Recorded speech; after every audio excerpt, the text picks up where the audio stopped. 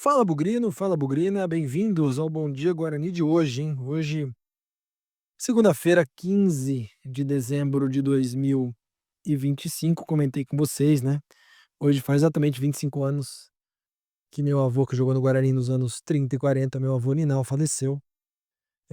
Foi um dia muito triste na época, mas eu sou muito feliz, muito contente, muito alegre de ter tido essa influência do meu avô e também do meu pai pelo Guarani, né? A doença que a família carrega até hoje. Agora eu tô com um filhinho pequeno, se Deus quiser, vamos passar para a próxima geração da família. Então, hoje é um dia de lembranças, lembranças tristes, porém felizes, digamos assim. Enfim, Bom Dia Guarani de hoje, dois assuntos, né? Na verdade, um só. Não tem como não falar das eleições que aconteceram ontem, o Brinco de Ouro, um dia não é difícil, um dia muito ruim, né? Nós discutimos isso exaustivamente na live ontem à noite, eu e o Léo, a nossa mesa redonda de domingo. Aliás, está disponível aí no YouTube, está disponível no Spotify também para você acompanhar. Mas, resumidamente, ficou um processo muito feio, né? Para um time campeão brasileiro, o processo em si foi muito esquisito, foi muito feio. Desde lá do começo, quando se aventou a possibilidade de sócios torcedores participarem ativamente da eleição, foram feitas ali várias manobras, vários caminhos, vários poréns, várias, vários alternativas, né? Confundi aqui algumas palavras, mas no fim aprovaram com uma série de asteriscos, né? E aí o sócio campeão não pode votar diretamente para eleição. Então já foi o primeiro sinal de que talvez ali fosse possível tudo acontecer, né?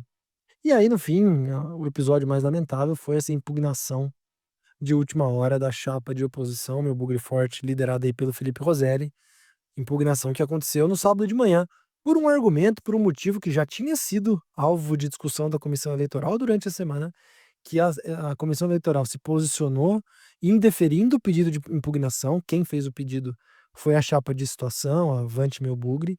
A comissão eleitoral indeferiu esse pedido, ou seja, falou: a eleição vai acontecer normalmente, mas mesmo assim, na véspera, a chapa fez um novo pedido, dessa vez para a Assembleia Geral de Associados, que abre toda vez que tem uma eleição.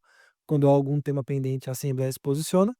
Colocou esse tema para discussão, levou lá uma grande série de associados, grande quantidade de associados, e eles votaram pela impugnação da chapa. Então, houve um atropelo aí eh, das decisões da comissão eleitoral, na minha opinião. É totalmente ridículo, totalmente vergonhoso esse atropelo feito pela situação. Também houve a impugnação da chapa de oposição, né, da chapa Meu Bugre Forte, para o Conselho Deliberativo e Conselho Fiscal por outras razões, aí pela inelegibilidade de um dos candidatos. E aí eu não sei, parece que a chapa não repôs esse candidato e aí não ficou com o número certo de candidatos. Não sei se é isso, mas foram as informações que eu recebi. Então, o meu Bugre Forte não participou nem do Conselho de Administração, nem do Conselho Deliberativo, nem do Conselho Fiscal. Então, são duas impugnações, duas razões diferentes. Não posso dizer pela segunda, pois eu conheço muito pouco, mas pela primeira posso dizer que foi muito feio. Não foi digna de um time campeão brasileiro, não foi digna de um time da envergadura do Guarani, foi digno de um time pequeno de bairro, resolvido entre um grupo pequeno de pessoas com interesses cada vez mais individuais, não coletivos. Todo mundo diz que se fosse pro voto a situação ganharia, então achei que foi uma imposição, um tapinha na mão daquele que se julgava mais forte perante aos demais. E também uma atitude bem infantil, porque parece aquela do menino "não brinco mais, dá bola pra mim, não quero mais saber". Sabe, parece o Kiko, falando pro "conta tudo pra sua mãe", não, foi a Popes do Chaves falando: "Conta tudo pra sua mãe, Kiko". Aí o Kiko ia lá correndo, falando: "Mamãe, mamãe, o Chaves me bateu". Aí a mamãe ia lá resolver as coisas. Então, é coisa de quinta série que o Guarani presenciou, um time campeão brasileiro com a envergadura que tem, vai para o voto, vai votar, decide, sinal também que a chapa da situação não estava talvez muito confiante, embora os números, ou pelo menos a opinião de quem estava lá, sugerisse que a situação ganharia de qualquer forma. Bom, já estou gravando isso aqui à noite, quase 10 horas do domingo, já saíram os resultados da chapa do Conselho Deliberativo e do Conselho Fiscal. O Conselho Deliberativo ficaram 30 vagas, são 50 vagas, né? 30 ficaram para a chapa Avante Meu Bugre, 10 para a chapa Nova Guarani, 10 para a chapa Pró Guarani, que é a grande novidade desse processo eleitoral, né, um novo grupo que começou aí há pouco tempo, conseguiu já emplacar 10 candidatos para o Conselho Deliberativo. Isso se nada mudar judicialmente, porque eu acho que a chapa Meu Bugre Forte vai procurar os seus interesses, vai procurar a sua defesa em outras esferas diante de tudo o que aconteceu. Tem ali a apuração do Conselho Fiscal, não consegui guardar os nomes também, e também a apuração dos sócios campeões que fazem parte do Conselho Deliberativo.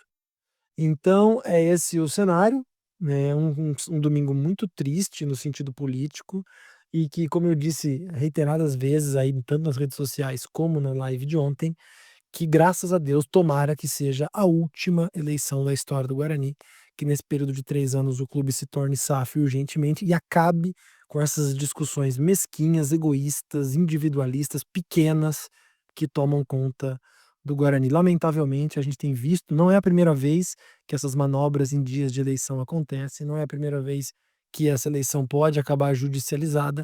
Quem perde com isso somos nós torcedores, são os jogadores, é a comissão técnica, que acabam vivendo num ambiente, juridicamente instável, com pouca segurança e que compromete aí, por que não, o nosso dia a dia, a nossa tranquilidade, né. A situação vai dizer que tá tudo bem, que é a vida que segue, mas para um time da grandeza do Guarani dava para passar sem essa. O problema é que não conseguem, né, o tesão pela política, pela judicialização, pelos advogados, pela má conduta, pela rivalidade, pela briga, pelo quebra-pau, o tesão por tudo isso acaba atrapalhando o dia a dia do Guarani. Mas como o Léo e eu comentamos, a menos que aconteça alguma coisa muito grande nos próximos dias ou semanas, nós não queremos mais falar de política, esse assunto é muito chato, é insuportável, só dá palco para gente medíocre e no fim das contas quem perde é o Guarani. Então, boa sorte aí para quem foi eleito, boa sorte aí para quem vai buscar as suas vias judiciais, e aí se alguma coisa muito grande acontecer a gente fala, se não,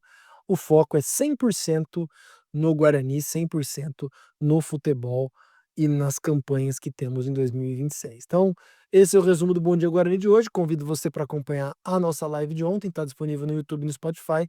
Tem mais comentários sobre isso e tem também um bom apanhado ali sobre as opiniões a respeito dos jogadores que chegaram, né? Desde o Fernando Miguel até o Cachoeira, o centroavante, Guilherme Cachoeira, né, se eu não me engano, passando ali pelos zagueiros, volantes, laterais e atacantes, sobre um ponto de vista de como começa a temporada. E se Deus quiser, na nossa próxima mesa redonda, a gente fale de futebol. Fechou? Boa segunda para todos, boa semana aí, Natal tá chegando, mas não esqueçamos nunca que na vitória ou na derrota, hoje sempre Guarani.